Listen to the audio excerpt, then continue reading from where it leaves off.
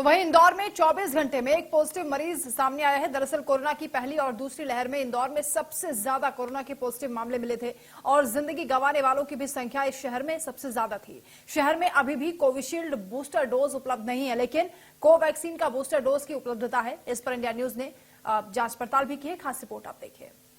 Corona के मरीज के लिए सबसे ज्यादा जरूरी होता है ऑक्सीजन, और अब ये एडवाइजरी फिर से जारी की गई है कि जितने भी हॉस्पिटल के अंदर ऑक्सीजन प्लांट्स हैं उन्हें दोबारा शुरू किया जाए या उनका रखरखाव देख लिया जाए।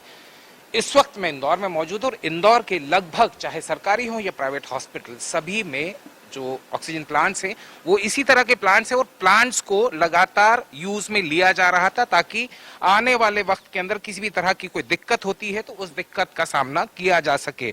डॉक्टर जोशी कोविड के एक्सपर्ट हैं और हमारे साथ में हमेशा कोविड को लेकर जो गाइडलाइंस रहती हैं उनके लिए बने रहते हैं। सर, सबसे पहले तो इस वेरिएंट की हम बात करते हैं। इस वेरिएंट को आप किस तरीके से देख रहे हैं? Is it a panic situation?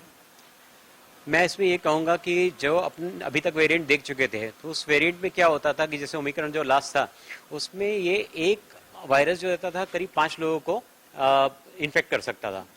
इसमें जो BF7 वेरिएंट है इसमें ये कम से कम 10 से 18 लोगों को वेरिएंट को इसको इन्फेक्ट कर सकता है।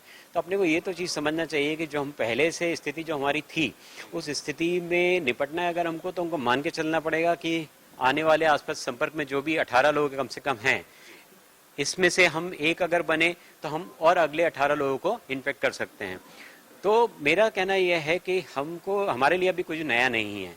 हम चीज़ों को कंट्रोल कर सकते हैं, पर उसके लिए अपने को मास्क पहनना, डिस्टेंसिंग मेंटेन करना और जो भी काम हमने किए थे पिछले 2.5-3 सालों में उस सबको करना है। मेरी तरफ से मैं कहूँगा कि पैनिक सिचुएशन नहीं आना चाहिए। क्यों नहीं आना चाहिए? क्योंकि पैनिक सिचुएशन में जो हम लोगों का मेंटल स्टेटस डाउन होता है। हम लोगों ने बहुत सारे पेशेंट देखे जिनको साइकेट्रिक इश्यूज होने लगे थे।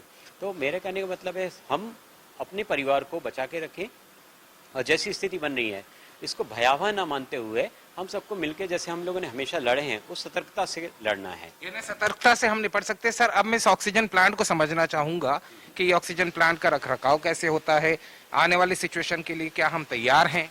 हाँ, पूरे इंदौर शहर की बात करूंगा। हाँ, मैं पूरे इंदौर के लिए ये कहना चाहूँगा कि अभी जो पिछली वेव थी उसमें जो सरकार का भी ऑर्डर आया था और उसको भलीभांति अपने परिपूर्ण किया गया। तो जैसे ये ऑक्सीजन प्लांट ही हम लोग उस ऑर्डर के बाद में ही बना है। तो इसमें क्या होता है कि हमारा जो ओरिजिनल प्लांट जो है वो भी अभी अस्तित्व में है, इसके अलावा ये भी होता है। तो ये एक्चुअली एक्स्ट्रा प्लांट है। इस एक्स्ट्रा प्लांट को चालू करने के लिए 5 मिनट का वक्त लगता है। इसको हम चालू करते हैं और इनका हमारे यहाँ बायोमेडिकल इंजीनियर्स होते हैं। तो बायोमेडिकल इंजीनियर्स का डेली का रखरखाव करते हैं, डेली मेंटेनेंस होती है। तो हमने जैसे इस समय अगर आप बोलते हैं तो हम इमीडिएटली 5 मिनट में चालू करते हैं। तो मेरा सबसे अनुरोध रहेगा कि शहर में जितने भी ऑक्सीजन प्लांट लगे हैं उसमें कहीं पे भी ऐसा नहीं होना चाहिए कि हमने 6 महीने पहले देखा था, उसके बाद में एंड टाइम पे जब हमको ज़रूरत पड़ रही है उस टाइम पे कोई दुविधा हो। तो सारे लोग